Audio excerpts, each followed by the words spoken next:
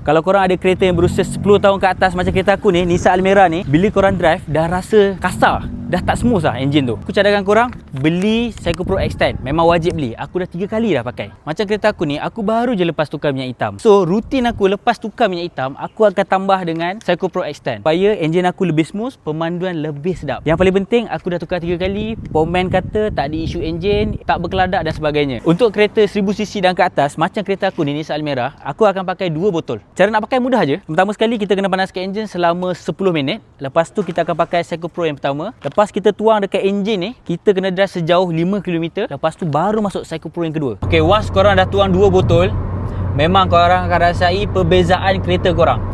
Okay, macam ni. Kalau tak boleh becut-becut macam ni. Tak boleh becut macam ni. Memang gegar lah kereta aku. Tapi lepas pakai Seiko Pro, memang terbaik. Aku memang menyesal gila. Kalau daripada dulu aku dah tahu dah Seiko Pro ni, memang dah lama aku pakai Seiko Pro. Tapi tak apa, better late than never. Yang penting kalau korang nak ada masalah kereta gegar macam aku ni, beli dekat beg kuning bawah ni, okey?